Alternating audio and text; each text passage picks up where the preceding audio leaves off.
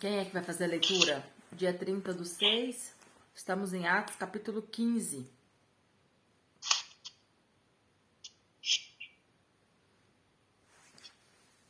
Lê, Célia. Junho, né? 30, capítulo 15. Controvérsia sobre a circuncisão.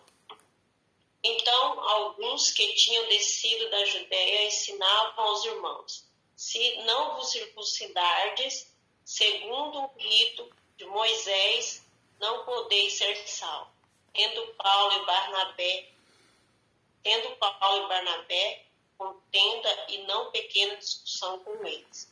Os irmãos resolveram que Paulo e Barnabé e mais alguns entre eles subissem a Jerusalém aos apóstolos e aos anciãos, por causa desta questão. Eles, pois, sendo acompanhados pela igreja por um trecho do caminho, passavam pela Fenícia e por Samaria, contando a conversão dos gentios, e davam grande alegria a todos os irmãos. E, quando chegaram a Jerusalém, foram recebidos pela igreja e pelos apóstolos e anciãos, e relataram tudo quanto Deus fizera por meio deles. Mas alguns da seita dos fariseus, que tinham crido, levantaram-se dizendo que era necessário circuncidá-los e mandar-lhes observar a lei de Moisés.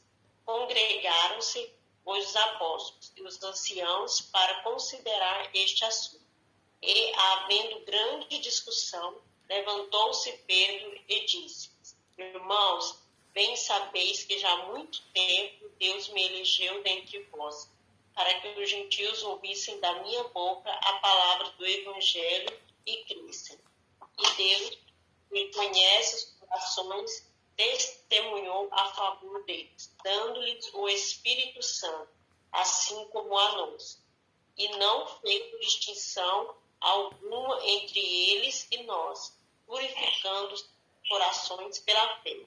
Agora, pois, por que tentais a Deus, pondo sobre a cerviz do discípulo um jugo que nem nossos pais, nem nós pudemos suportar? Mas vemos que somos salvos pela graça do Senhor Jesus, do mesmo modo que eles também. Então toda a multidão se calou e escutava Barnabé e a Paulo, que contavam quantos sinais e prodígios Deus havia feito por meio deles entre os gentios. Depois que se calaram, Tiago, tomando a palavra, disse: irmãos, ouvi. Simão relatou como primeiramente Deus visitou os gentios para tomar dentre eles um pouco para o seu nome. E com isso concordam as palavras dos profetas, como está escrito: depois disso voltarei e reedificarei o tabernáculo de Davi, que está caído. Reedificarei as suas ruínas e tornarei a levantá-lo, para que o resto dos homens busque ao Senhor, sim, todos os gentios, sobre os quais é invocado o meu nome. Diz o Senhor que fez essas coisas, que são conhecidas desde a antiguidade. Por isso, julgo que não se deve perturbar aqueles dentre os gentios que se convertem a Deus, mas escrever-lhes que se abstenham das contaminações dos ídolos, da prostituição, do que é sufocado e do sangue. Porque Moisés, desde tempos antigos, tem em cada cidade homens que o preguem, e cada sábado é lido nas sinagogas. Amém. Amém. Vamos lá, né? É a controvérsia sobre a circuncisão. Todo mundo sabe o que é circuncisão, né? Era quando você fazia aquela mini cirurgia no órgão masculino, tirando ali aquele excesso de pele, né? Deus escolheu essa mini cirurgia para ser uma característica do seu pacto. Deus escolheu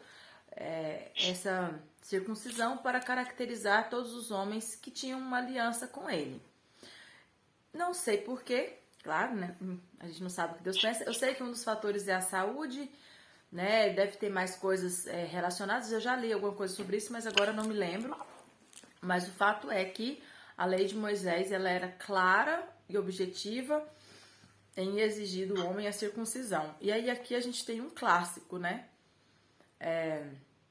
Eu acho muito interessante essa visão, porque a gente já pode começar fazendo aqui uma aplicação, porque eu acho que todo mundo entendeu o texto, e depois a gente entra no texto mais específico, mas, gente, como isso é real na vida cristã, né? Deus exige algo de você, a gente até falou sobre isso aqui esses dias. Deus exige algo de você, Deus faz uma aliança com você, Deus faz um pacto com você, e muitas vezes esse pacto, ele é específico, é uma aliança específica, né? A Bíblia fala sobre isso, né? Sobre chamado, sobre votos, né? Quantas pessoas fazem votos com Deus, fazem alianças com Deus, e aí a gente tem uma tendência de relacionar o agir de Deus na vida do outro com o pacto que eu fiz com Deus. E isso é muito real dentro do cristianismo, né? A gente condiciona muito. E por muito tempo a igreja no Brasil, ela sofreu com isso, né? Vamos dar um exemplo. Os usos e costumes, né? A gente foi colonizado de uma maneira e aí a gente perpetuou os nossos usos e costumes como se fossem parte do pacto, como se fossem parte da aliança. E não é, né? Então, o que acontece aqui? Paulo e Barnabé estavam pregando para os gentios. Os gentios receberam o batismo com o Espírito Santo, a gente viu isso já há alguns dias atrás. Caíram na graça, aceitaram a Jesus, estavam crendo no Evangelho, estava sendo lindo, mas alguns que tinham descido da Judéia, alguns dos fariseus, eles não conseguiam aceitar uma condição de salvação só em Jesus. É como se só Jesus não fosse o suficiente. Você precisava de Jesus, mas precisava de alguma coisa a mais, que era a lei. E o que eu acho interessante da gente pensar também é por que só a circuncisão? Porque, com certeza, esses gentios que estavam sendo salvos, eles não guardavam a lei. Porque se eles não se circuncidaram, porque eram gentios, não eram prosélitos. Como a gente já disse, né? Que o prosélito era um pagão, mas que ele aderia à religião, né, do judeu. Então, esses que eles estão falando, que não eram circuncidados, eles também não guardavam a lei, em nenhum do seu aspecto. E aí a gente pode começar perguntando, por que só a circuncisão? Né? Já que eles, aqui fala no versículo 5, ó, alguns da seita dos fariseus que tinham crido, ou seja, tinha muito fariseu que estava aceitando Jesus, porque fazia muito sentido a mensagem do evangelho. Então eles estavam aceitando Jesus. Levantaram-se dizendo que era necessário circuncidá-los e mandar-lhes observar a lei. Então eles queriam que Jesus fosse crido, mas junto com a lei. Só Jesus não era suficiente para salvar, né? E assim, a mensagem dos apóstolos era que a lei não era suficiente para salvar e Jesus veio para resolver esse problema. Então, os fariseus que aceitavam a Jesus, eles viviam o oposto disso. Eles aceitavam a Jesus, mas eles falavam, não, mas só Jesus não é suficiente para salvar. Tem que guardar a lei. Então, eles queriam fazer as duas coisas. E é o que a gente chama na igreja primitiva de judaizantes. Haviam muito esses judaizantes. Se vocês quiserem anotar, para vocês não se confundirem com judeus, com israelitas, com hebreus, com prosélitos, os judaizantes era esse grupo de pessoa que era crente, mas achava que tinha que guardar a lei. Eles eram chamados judaizantes. Então, aqui a igreja primitiva encontra essa primeira barreira. Deixa eu ver se eu marquei aqui no começo alguma coisa. Então, tendo Paulo e Barnabé contenda e não pequena discussão, ou seja, contenda, gente. O que é contenda? É briga. E aí a gente, igual o irmão João fala às vezes, né? A igreja foi construída em cima de contendas, sempre houve dissensões, discussões, e aí a gente acha que a igreja primitiva era só Atos 2, né? Coisa linda, todo mundo, aquela união, paz e amor, quase a gente pinta aquela cena daqueles raps, né? Tudo aquela paz, todo mundo do bem, não tinha ninguém. Gente, era ser humano, tinha problema, né? Quando tinha problema, tinha egoísmo, tinha rixa, tinha inveja, tinha, porque tinha gente. É igual eu sempre defendo a igreja hoje, porque eu falo, gente, a igreja, ela tem problema porque eu tô lá dentro. A Edneuza, que pirraça, coitada da sogra, tá na igreja, como que a igreja não vai ter problema? E a gente quer que a igreja seja aquela coisa linda, né? Eu vi uma frase esses dias interessante, falando assim, querer uma igreja perfeita é a mesma coisa de ir à academia e querer ver apenas pessoas com corpo perfeito. E é o contrário, né? Você vai pra academia, é quem tá querendo alcançar um corpo perfeito. Então, assim, só pra gente começar fazendo uma aplicação de que essa igreja é a igreja que nós estamos até hoje, uma igreja que tem contenda. Ah, irmã, então a gente larga a mão da igreja? Não, a gente resolve as contendas. A gente usa a nossa sabedoria que Deus nos dá para resolver contendas, e foi o que eles fizeram. E eu acho isso, assim, fantástico. A gente tem que usar os dons do Espírito, né? A nossa sabedoria, a nossa maturidade, a nossa inteligência, a nossa capacidade, o nosso domínio próprio, o nosso amor, a nossa misericórdia, o nosso perdão. Tudo isso a gente usa para resolver contendas. E tá tudo bem. E vamos resolver. E aí vai vir outra e aí a gente vai resolvendo as outras. Eu não sei, eu acho assim... Eu acho que a visão que a igreja deveria ter acerca dos problemas e do pecado dentro da igreja deveria ser diferente, sabe? A gente vive como se não houvesse o problema. A gente quer viver acreditando que não há o problema, acreditando que não há o pecado. E na verdade essa não é a visão. Percebe que Lucas, ele não quis pintar uma igreja perfeita, ele pintou a realidade da igreja. Ele descreveu, olha, aconteceu assim e é assim, né? E tá tudo bem, vamos caminhar.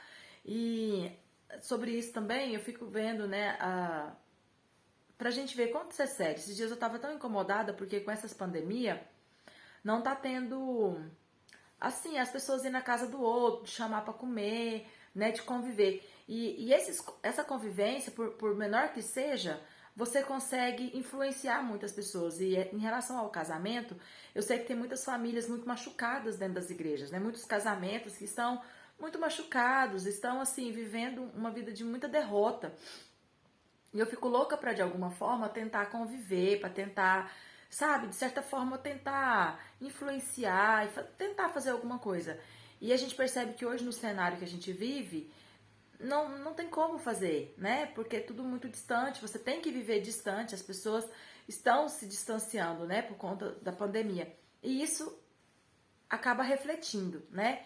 Mas assim, enfim, a primeira aplicação que a gente precisa fazer nesse primeiro momento da leitura é de que a igreja de Jesus, ela nunca foi perfeita, desde lá do começo. Tinha briga, tinha contenda, tinha discussão. Não é hoje que não vai ter, só que hoje a gente prefere fingir que não tem. Aí a gente faz o quê?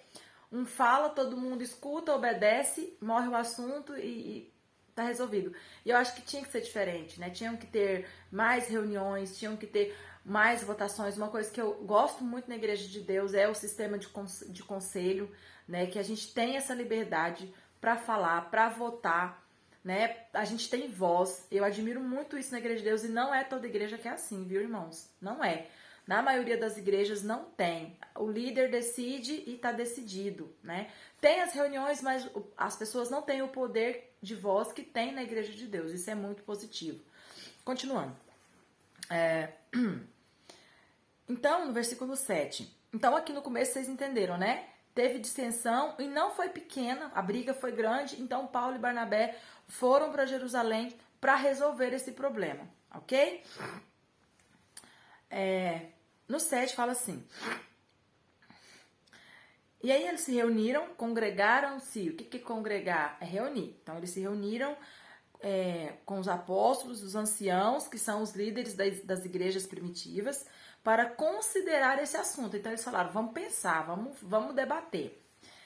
E aí, depois de grande discussão, de novo, gente, imagina o pega pra capar que foi essas reuniões. Depois de grande discussão, de novo, Pedro se levantou e disse-lhes. Aí Pedro começa a dar o parecer dele, né? Aí ele fala, olha, irmãos, há muito tempo Deus me escolheu dentre vocês para que os gentios ouvissem da minha boca a palavra do evangelho e crescem. E Deus, que conhece os corações, testemunhou a favor deles. Deles de quem? Dos gentios. Dando-lhes o Espírito Santo, assim como a nós. E não fez distinção alguma. E entre eles e nós, purificando os seus corações pela fé. Por isso que Paulo vai falar muito da circuncisão no coração.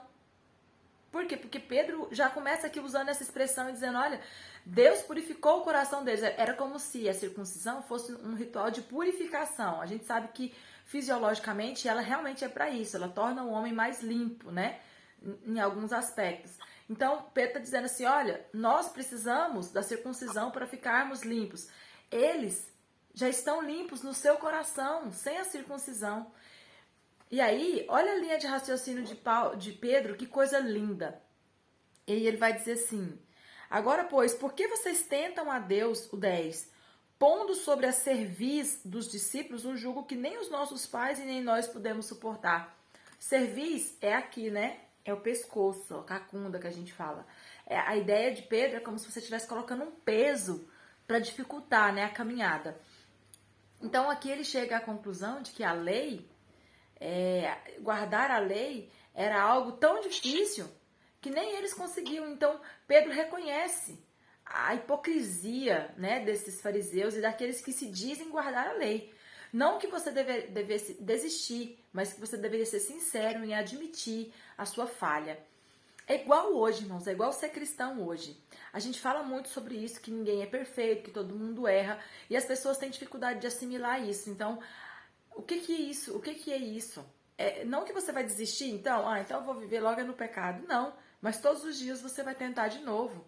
E tá tudo bem, e viver bem com isso. E ter uma consciência limpa de que Jesus te entende, sabe as suas limitações. Então é muito parecido, né, a lei com o cristianismo. A diferença de hoje é que nós hoje podemos lançar sobre Jesus as nossas ansiedades e as nossas frustrações quando não conseguimos, porque ele conseguiu por nós. Na lei não tinha isso, né? Então você tinha que sacrificar para que Deus te perdoasse, aceitando que você não conseguiu e você fracassou. Então essa era a diferença. Continuando, para a gente tentar comentar tudo. Mas cremos que somos salvos pela graça do Senhor Jesus, do mesmo modo que eles também. Então, pessoal, qual que é aqui a linha de raciocínio de Pedro? A linha de raciocínio de Pedro é o seguinte: se Deus já aceitou os gentios, quem somos nós para dificultar? E qual que é a conclusão? Qual que é, no caso, o acontecimento chave que eles usam para entender que Deus já havia aceitado os judeus? Qual que é? Fala aí. Espírito. Não, lá do Espírito Santo. Sim, o derramamento do Espírito Santo. Quando Pedro, lá naquele evento com Cornélio, prega e o Espírito Santo desce sobre eles, lembra que o povo ficou admirado?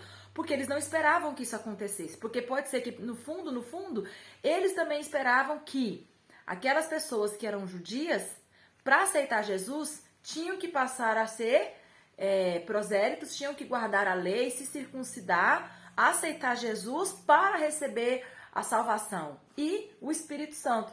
Talvez não, a gente percebe pelo texto que também pode ser, essa era a ideia deles, né? Pedro provavelmente também queria que fosse assim.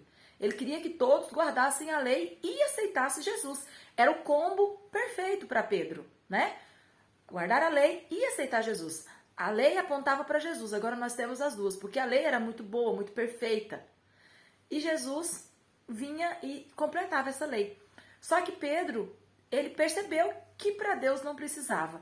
Deus, ele foi direto na graça, né? Deus pulou a necessidade do gentio de guardar a lei. E Pedro entendeu isso. E por mais que Pedro fosse aquele judeu que a gente falou, né? Que chato, ferrenho ali, que perto de judeu, que dava uma de bom judeu, e a Bíblia também fala sobre isso, né? Tinha preconceito, sim, com o gentio, por isso que teve que ter aquela visão. Pedro entendeu. Então Pedro fala, gente, é como se Pedro estivesse dizendo assim, eu que sou eu, que era o maior preconceituoso. Eu entendi que eu não posso exigir isso dos gentios, porque se o próprio Deus já derramou sobre eles o Espírito Santo, como que nós vamos falar que não, que eles não receberam, que eles não creram? Não podemos fazer isso. E isso é muito bonito, né? Isso é muito, muito perfeito, né? No cenário que eles estavam vivendo. E aí Tiago, esse sim, era o irmão de Jesus, né, irmão João? Porque o que morreu era o Tiago apóstolo, então esse é o Tiago, irmão de Jesus, líder da igreja primitiva. Escritor da epístola, é isso? Então, esse Tiago era um dos grandes líderes também da igreja primitiva. E mais uma vez ele também pega o microfone, tô brincando, mas não tinha microfone. Ele pega a palavra e discursa. Ele levanta e discursa e fala mais uma vez, né, a respeito dessa questão de que Deus já havia preparado uma maneira de tratar com os gentios. E embora todos ali fossem judeus e guardassem a lei, Deus já tinha preparado uma forma de alcançar o coração dos gentios. Aí no 17 ele diz assim, para que o resto dos homens busque ao Senhor. Ou seja, Tiago ele entende que Deus havia preparado uma maneira de tratar com o judeu, mas Deus já tinha preparado na eternidade uma maneira de alcançar o coração do gentio e tá tudo bem. E nós precisamos aceitar isso. E o 18 diz assim, e diz o Senhor que faz essas coisas, ou seja, se Deus já fez tudo isso, e diz o Senhor que faz essas coisas que são conhecidas desde a antiguidade, ou seja, Deus que tem feito tudo isso que nós temos visto desde a antiguidade. Por isso, eu julgo, aí Tiago está dizendo, por isso eu acho, eu opino, que não se deve perturbar aqueles dentre os gentios que se convertem a Deus. Por quê? Porque é visível que, né, Deus já os recebeu. Porque Moisés, desde tempos antigos, tem em cada cidade homens que o preguem, e cada sábado é lido nas sinagogas. O que ele está querendo dizer com essa expressão? De que Moisés já estava sendo pregado há muito tempo. Em toda sinagoga, alguém estava pregando sobre Moisés. Quem quisesse ouvir a lei, quem quisesse guardar a lei, já tinha tido oportunidade há muito tempo. Mas o evangelho não. O evangelho é uma oportunidade para agora. O evangelho como é que eu posso dizer? O evangelho foi dado a eles agora. Então, eles só estão tendo acesso a isso agora. Moisés não. A lei de Moisés está lá. Quem quiser, ela vai estar lá disponível. Isso aqui pode ser que alguém não concorde. Mas é como se o Tiago estivesse dizendo assim, na minha opinião, tá, gente? Isso aqui é bem particular. Vocês querem guardar, vocês querem cumprir a lei de Moisés, porque vocês estão tão acostumados, vocês já se sentem tão seguros. É igual a gente andar sem roupa. Você fica se sentindo pelado. Eu acho que pro fariseu tirar a lei dele era a mesma coisa de tirar a roupa. Sabe? Quando você tá tão acostumado a viver daquela forma que você nem se pergunta mais por que você faz. Você simplesmente faz. É igual rota de carro, é igual fazer comida na sua casa. Você faz tanto de um jeito que você nem para pensar em fazer diferente. Tá dando para entender o que eu quero dizer? Então, é como se o Tiago estivesse querendo dizer assim, a lei tá lá, vocês querem? Pode ficar com ela. Ela vai continuar sendo pregada, sempre vai ter ainda sinagogas, as pessoas vão continuar, né, pregando, mas o evangelho está sendo uma oportunidade única para essas pessoas. Nós não podemos importuná-las, nós não podemos impedir elas de alcançar essa graça. Eu creio que Tiago estava querendo ir por essa linha de raciocínio. Tipo assim, você quer? Fica. Mas não imponha isso como regra na vida do gentio. Eu creio que foi mais ou menos por aí que Tiago entendeu, sabe? Porque a gente também não pode afirmar e entender que eles estavam aqui desobrigando todo judeu de cumprir a lei. Pelo contrário, a gente percebe que eles continuavam observando vários aspectos da lei. Por quê, gente? Pelo exemplo que eu acabei de dar. Porque ele simplesmente fazia. Não era mais nem uma questão assim de pensar, Deus tá vendo, Deus vai ficar triste, Deus vai ficar feliz. Não, eu já tô tão acostumado que você faz. Sem ver, você já faz. Então seria impossível tirar todos os aspectos da lei. Por quê? Porque estava emaranhado, né? Bom, terminei. Eu percebi que eu tenho falo demais, não sobra tempo para vocês perguntarem, falarem. Eu quero fazer uma pergunta e passar para vocês. A pergunta Pedro começa respondendo, e Tiago também, mas Pedro ele começa falando, e aí o texto fala que eles pararam para discutir sobre aquilo. Isso nos mostra que Jesus não tinha falado nada sobre isso, sim ou não? Jesus não tinha falado nada, então eles tinham que decidir. Beleza. A pergunta vocês acham que Pedro deu a resposta que Jesus daria? Vocês acham que eles conviveram com Jesus o suficiente para pegar a ideia de Jesus, para pegar ali a essência de Jesus? E vocês acham que se Jesus tivesse que falar sobre aquilo, Jesus falaria o que Pedro falou? Ou é perigoso quando nós temos que tomar decisões das quais Jesus não disse nada? Por que eu estou dizendo isso? Porque hoje nós temos na igreja moderna situações que nós temos que decidir. Igual na igreja primitiva. A gente precisa decidir. E aí? O que a gente faz nessa situação? Pode ou não pode? É pecado ou não é? Porque tem muita coisa que a Bíblia não fala sobre. Nós precisamos decidir. Assim como Pedro e a igreja primitiva teve que tomar decisões. E o que vocês acham? Vocês acham que Pedro falou o que Jesus faria, ou há um perigo de que Jesus falasse algo diferente? Essa é a pergunta. Porque se nós obedecemos a Bíblia, nós obedecemos que é a palavra de Deus, porque cremos que ela foi inspirada, esse perigo, ele é extinto? Tipo assim, não há possibilidade de que eles tenham errado. Jesus com certeza falaria a mesma coisa. Como que vocês pensam sobre isso? Daiane, eu acredito que Jesus falou a respeito do Espírito Santo, né, que viria e ele instruiria no que deveria falar. Então, acredito que em qualquer decisão que a gente precisa tomar a respeito de qualquer coisa, nós colocar no prumo o Espírito Santo, né, e ele vai nos direcionar. Eu gosto muito do princípio que diz que a paz seja o vosso árbitro, né? Então, que a paz do Senhor, né, através do Espírito Santo, ele nos direciona a tomar decisões, no caso, né? A questão deles era o que falar, mas eu acredito que o Espírito Santo, sim, direcionaria eles sobre o que falar. Ok. Então, você acha que Jesus falaria aquilo? Eles foram assertivos naquilo que decidiram. Não tinha como tomar uma decisão diferente. Teria como, eu acredito que sim. Teria como se eles não fossem direcionados a isso, mas eu acredito que nesse caso eles foram direcionados pelo Espírito. Diferente que eu falo assim, acertadamente. A decisão acertada seria a que eles tomaram mesmo. É essa a pergunta. Entendi sua colocação. Mais alguém? Nossa, Cida, eu penso do mesmo jeito, hein, Cida? Do mesmo jeito. Subscrevo aí tudo, a fala da Cida. Faça uma procuração para a Cida aí, para falar em meu nome. Lindrani. Penso exatamente igual. É a Lindrani, é a nossa secretária. Ah, desculpa, Lindrani, desculpa. Achei que era a Cida, eu pensei que era a voz da Cida. Mas concordo, Lindrani, não importa. Já está nomeada. Penso exatamente igual a você sobre essa questão. Eu também pensei a mesma resposta.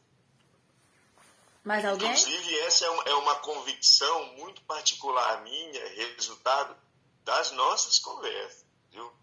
Porque a mim, ontem à noite eu estava pensando isso. A partir do que a gente começou a estudar e ler conjuntamente, eu me convenci plenamente, é a minha verdade hoje, que o Espírito Santo, que Jesus disse que mandaria, a principal atribuição dele é convencer os homens de que Jesus é o caminho e das verdades de Jesus. Então, exatamente em consequência dessa convicção, é que eu penso exatamente como a Lindrani. Eu me convenci plenamente disso. Amém. Inclusive, em razão disso, mudei muito, inclusive as minhas orações em relação ao Espírito, em relação a tudo. Justamente por causa disso. Eu peço muito hoje, e quando, por exemplo, eu vou sair, eu vou trabalhar, eu vou não sei o que o Senhor envie o Espírito Santo para estar do meu lado, né, para me guiar durante o dia, porque daí aquela história também da extensão, né, da conversão, de ser Jesus o dia inteiro. Tentar, pelo menos, como disse a Daiane um pouco atrás. No final do dia a gente fala, não consigo. Só que isso me diminui. É tão bonito de você pensar assim, porque isso dá exatamente naquela história, que eu diminua e que ele apareça. Porque todo dia, quando você pensa assim, no final do dia você se vê pecador. Todo dia. Eu não consigo. Um dia sequer sem ser um pecador. Eu me zango, eu penso mal, eu falo mal, eu não consigo. Aquela história, tá vendo? Se ferrou. Bem feito. E sim, essas coisas de todos nós, né? E aí, só que isso não diminui, isso só faz aumentar a minha percepção do amor de Cristo. Por quê? Porque e da justificação pela fé, que é exatamente onde vai dar toda essa conversa. Por quê? Porque se fosse pela observância da lei e do que é errado, eu estaria ferrado. E vocês também, viu? Você faz essas carinhas de que tá rindo, né? Falando bem feito. Vai pôr os outros no seu rosto. Para de pôr os outros no rosto. Eu sei que só por amor mesmo que alguém consegue me tolerar, né, e me amar. Porque se for pela minha virtude, pela minha capacidade de perfeição, eu estaria perdido. Amém. É interessante, né, essa palavra, esse que vai dar na mesma historinha lá da minha sogra, né? Se você observar, que o Jonas explicou. Você acha que eu não vou fazer? Provavelmente vou fazer mesmo, né? E aí? Né? Aí você vai ver que vai dar lá a mesma coisa. Agora, eu queria falar um pouquinho, Daiane, de uma coisa que talvez ajude sobre a lei. Porque a gente vai ter muito claro isso em Paulo mais tarde. E eu queria construir aqui um paralelo, porque realmente eu pensei esses dias muito sobre essas coisas, né? Porque todo mundo sabe, eu sou advogado, né? Então, eu trabalho com a lei nossa hoje. Então, o que Paulo diz e o que muito resultado desse concílio, né, alguns dizem que é o primeiro concílio, que é aí por volta de 56, por aí, 50 e alguma coisa. Mas daí Paulo vai direcionar depois todas as suas cartas no sentido dessa compreensão. Primeiro, não desobrigou ninguém do cumprimento da lei, porque Jesus não fez isso. Jesus disse assim, olha, tudo bem, o problema é que Jesus compreendeu, e a gente precisa entender isso, que a lei tinha uma finalidade e não outra. A lei não tinha a finalidade da salvação, a lei tinha a finalidade da punição e de uma forma de você se exculpar. Mas a lei não tinha nada a ver com a salvação. E é isso que Jesus diz. E é preciso a gente parar um pouquinho para entender. Por quê? Como que eu vejo isso? Ora, todo mundo sabe, eu trabalho muito na área criminal.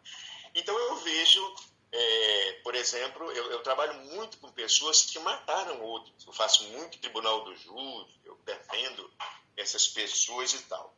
Então, o que é a lei? Bom, primeiro, no nosso caso, existem várias leis, né? Existem várias áreas. A lei atua em várias áreas da nossa vida. Por exemplo, quando eu compro, a lei do consumidor. Quando eu roubo, o Código Penal. Quando eu me caso, Código Civil. Quando eu faço um contrato, Código Civil. Enfim, existe várias várias legislações. Mas vamos falar no Código Penal, que é a lei que pune a gente pelos atos ilícitos. Então, a lei está lá.